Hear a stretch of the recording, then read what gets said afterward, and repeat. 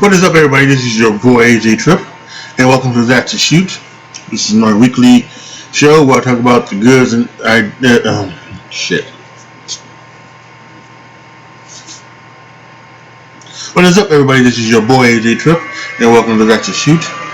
This is my weekly episode where I talk about the good and bad in the world of professional wrestling. I critique things, I give my thoughts and ideas on certain things, and this week, coming off the War Games special from NXT, I'm going to be talking about how and why the garbage wrestling needs to be thrown in the trash. Before I get started though, please go to patreon.com/AJTrip and become a patron. 3 tiers. Sign up for any one. But combining those 3 tiers, when I hit a certain amount of patrons, I'm going to be opening it up so that you can determine what you see here on YouTube, what you hear on my podcast, The Game According to Me, links down in the description below, and what you can see me play on my video game channel, twitch.tv/ATriplet20. That link also down in the description down below. So why don't you go ahead and become a Patreon right now before we get into that. So, garbage wrestling. It's been around since ECW was around. It brought a brand of wrestling that, quite frankly, to be very honest with you, probably has hurt the wrestling business, in the long term. Injuries, storytelling wise, things like that. And now a lot of wrestling is relied on this type of wrestling. And you have guys like Dean Ambrose, aka Jon Moxley, who seems to just want to stick in that genre. Anything that Jon Moxley has seemingly done in AEW has had some sort of, stuff in it.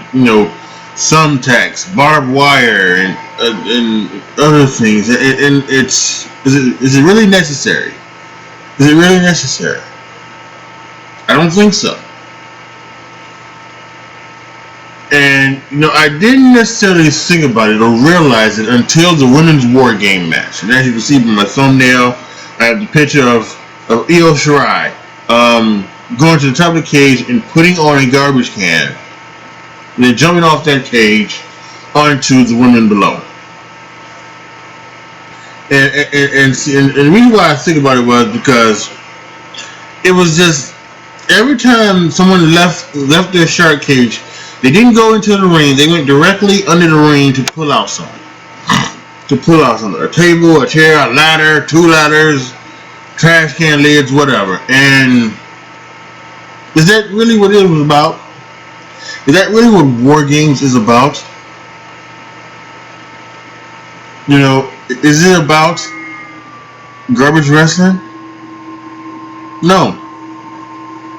Now understand this. I understand fully that in this modern era that they are doing War Games, that it has to be done differently. That they've decided to take the top off the cage. Okay, I understand it. Actually, personally, I kind of like it. I like it that if you try to escape over the cage or through the door, something like that, you can forfeit for your team. I kind of like that. And also in this era of WWE, at least, there's no blood, so you can't. So and normally the War Games would show the blood. It would have some blood in it to show the violence of it, to show the hurt of it and things like that. And so I can understand that. I can understand that it is not. So you have to make up for it, right? You have to make up for what could be, the lack of the top and in the cage.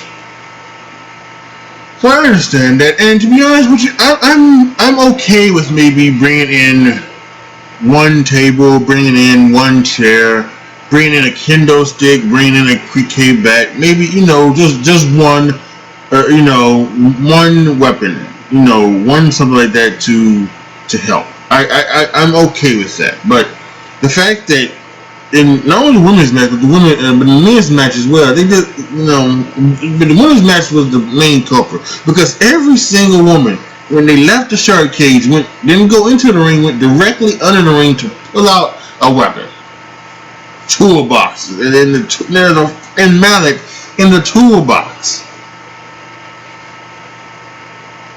So yeah, and when you look on it, every match is something. It has something else in it, don't you think? Right? Because take a look at. I don't know. I haven't done the research on this, but I know there has been a whole lot of stipulation matches this year. A whole lot.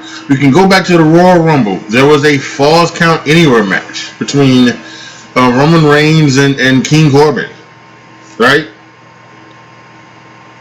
Then we had 2 Elimination Chamber matches. They don't bring in chairs and tables in the Elimination Chamber.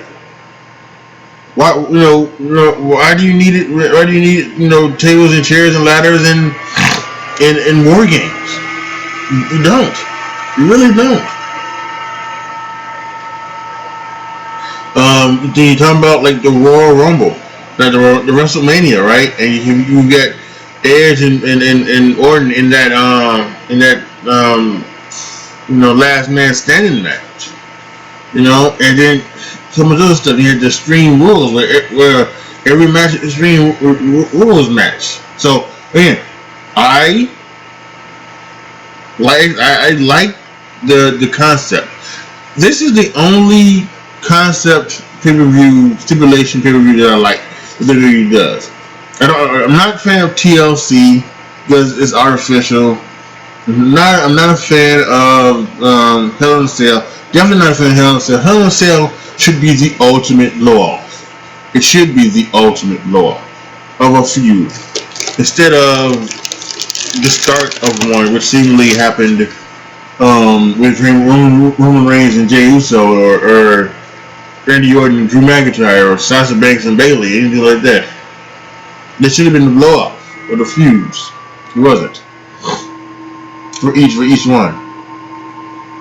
So, but the Extreme Rules, I can get down with every match having a stipulation, having an Extreme Rules stipulation. I can get down with that, And I think something to make it better is not to do a lot of those other matches throughout the year and throughout the term, right? Now, they couldn't do it. They couldn't do it because of, I think, because of where that, like the Thunderdome, anything like that. They did Hell in a Cell in the Thunderdome, but there hasn't been a lot of steel cage matches in WWE because they were at the Performance Center, so they haven't seen a steel cage match. So I think a steel cage match now would be good. And AEW has not done a steel cage match since Cody beat Wardlow. And that steel cage match. So the steel cage match now is going to be feeling incredible, I think. It's going to be a different thing, but you would see steel cage matches left and right. On Raw, on SmackDown, on pay-per-views all year long. So let me also say this. I'm including the stipulation matches in with the garbage wrestling because I think it's become that. The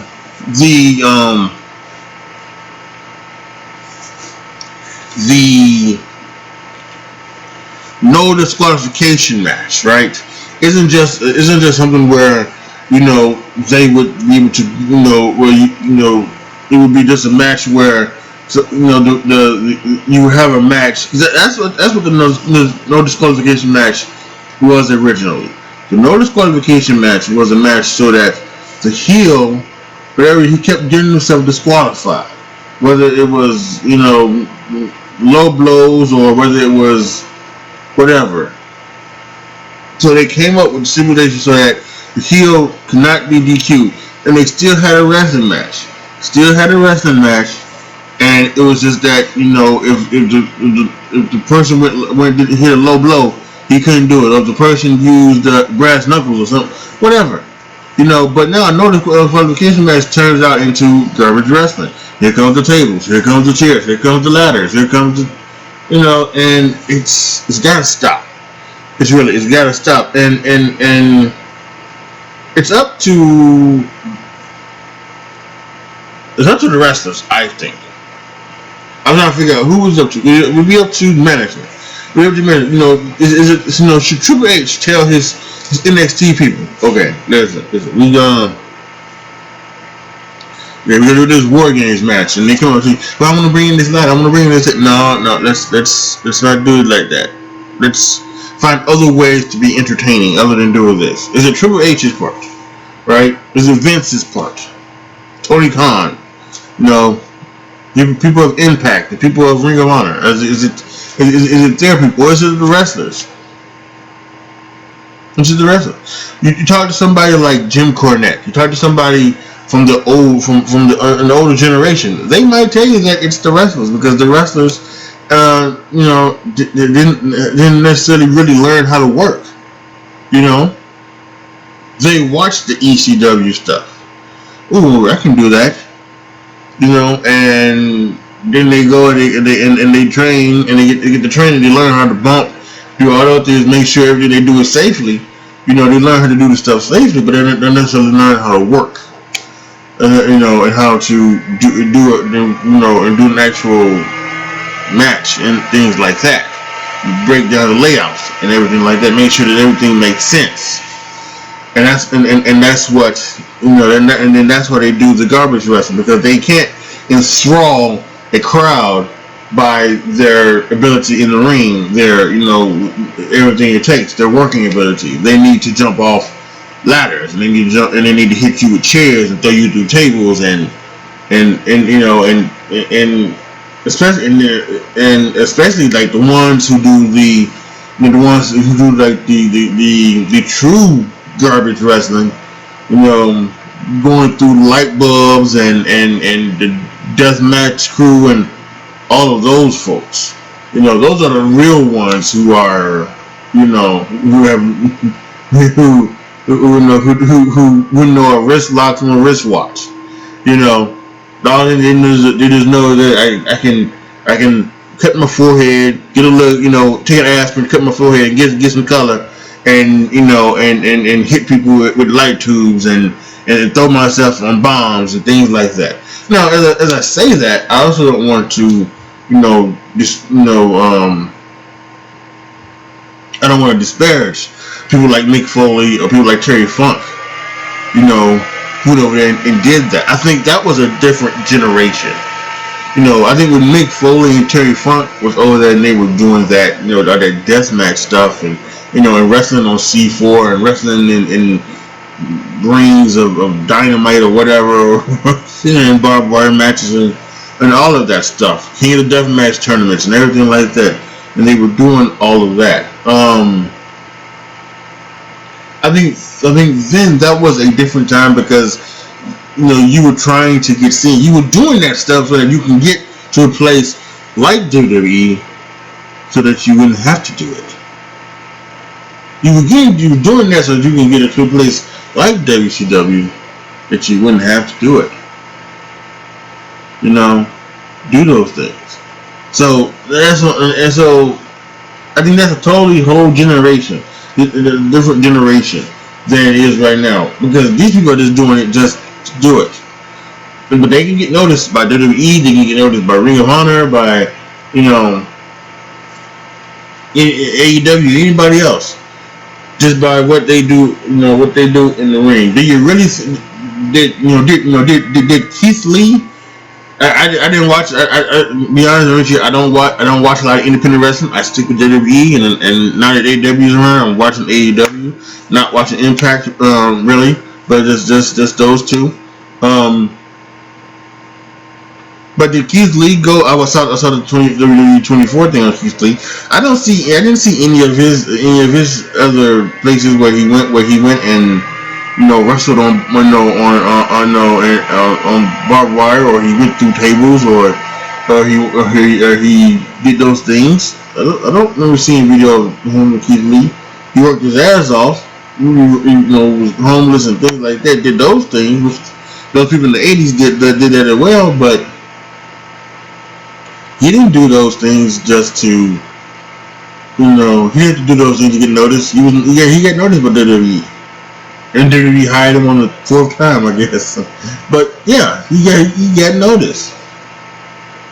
And I think that's and there's so many others as well. So I don't know. It's I think for me, as a wrestling fan, as someone who grew up with wrestling matches, I grew up, late, particularly the late '80s through into the '90s, and actually I would probably say from '94, because I stopped wrestling for probably about 18 to 20 months, from like '92 to like to '91 to '93, somewhere around there. I pretty much stopped. Started back watching wrestling again, maybe late '93, early '94. January, Royal Rumble 1994 has a very good meaning to me, because that was my first pay-per-view that I ever ordered, wrestling pay-per-view ever ordered, so that means a lot to me. But yeah, I think it's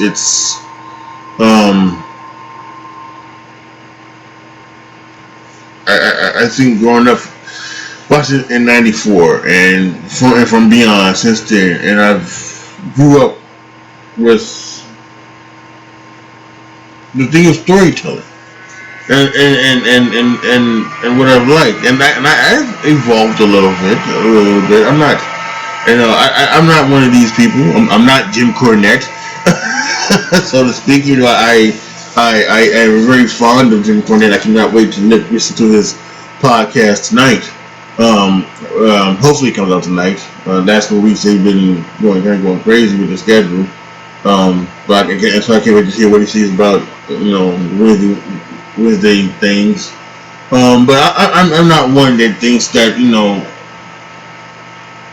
everything, most things that happen in this era is trash, and some guys shouldn't be able to wrestle. Like he's big on turning Gargano being small, and a lot of other people being small. And I think small wrestlers can even a bigger storytelling episode to be able to go on with that. But he has something, but yeah, I think he has some things that there doesn't need to be a lot of dives and jumps and things like that. And going back to War Games, Ciampa and Thatcher had a wonderful match, a fantastic match, and I don't think either one did a dive, did anything like that. It was some good old fashioned wrestling and working. So I think it could happen. But I think it has to be on. I think the wrestlers have to stop it first. The wrestlers can get to it. The wrestlers can go out there and say, I can go out there and entertain for 15 minutes without having to throw myself onto tables and ladders and go through tables and all this other stuff. Then I think they should do it. I would like to see that. I really would, because I think the one thing that I did, going back to Sunday, the one thing I did realize is that I think we've gone way too far. I think it's time to pull back the reins, and I think it's time to go back to maybe a little bit of the old school fundamentals, a little bit, mixing it up with the new school. But yeah. And speaking of that, did Walter and Ilya Dragunov, did they have to put themselves through tables to have that match? Did they have to hit themselves with chairs, or throw themselves off ladders, jump off cages, and with trash cans over their head? No. They just hit each other hard as hell. which is also fun. Which also can be interesting. Hit each other hard as hell, best they can. Total, we had a great match, and yeah, it was fun to watch. It can be done, folks. It can be done. In conclusion, I think we're going to have some big things happening upcoming. We've got the TLC. Already got 2 TLC matches. Drew McIntyre, AJ Styles for the WWE title. Kevin Owens, Roman Reigns for the Universal Championship. I'm sure there's some other matches going to be turned. We have tables matches, have chairs matches, have ladder matches. So it's, again, like I said, I'm not a big fan of having TLC matches on pay-per-views so that you have to have them. I'm also not very happy about Hell in a Cell as well. But hopefully things will change. Hopefully, especially after this past one when we had some injuries, including Candice LeRae breaking her arm. Maybe we'll cut down on some of the garbage type stuff, and we'll keep it, and we'll keep it to the wrestling ring. Or if we do something, maybe we'll just go. Yeah, we'll go ahead and do. And I'm trying to think back, and I was thinking back to the Tommaso Ciampa Johnny Gargano rivalry. They had an unsanctioned match. They had a street fight, right? They had a few of those. I don't even know if they did. I don't know if they. The stuff they did was brutal, and they fought like hell. But I don't know if they did a lot of garbage wrestling. You know what I'm saying? So I think it can be. I think they showed in the past that it can be done. So let's get back to that. Now, as for next year's War Games, I think it should. I think both War Games matches should be how the men's started off as. Started off as some technical wrestling, and started some wrestling and some counters and things like that. So actual wrestling, right? And then we'll see where it goes from there. But it does need to change. It does need to stop. It's too much of it, and I think we need to get back to the basics. At least that's my opinion. Post your comments down below. Tell me what you guys think. Let me know your opinion. What do you feel about this? Are you okay? Do you think there's too much garbage wrestling going on right now? Do you think there's too much, stipulation matches and things like that? And where then they go into the garbage wrestling? Let me know down in the comment section. Tell me how you feel. Once again, reminder: go to patreon.com/AJTRIP to become a patron. 3 tiers. Once I hit a certain amount of patron between the 3 tiers, I'll be opening up for you, my patrons, to then tell me what you want to see me do here on YouTube, what video games you want to play on my Twitch channel, twitch.tv/AJTRIP20, and what do you want to hear me talk about on my podcast, The Game According to Me. Links down in the description box below. Thank you guys so much for watching. This is your boy, AJTRIP, signing out. As always, be good to each other, y'all. Be careful out there. And I am out.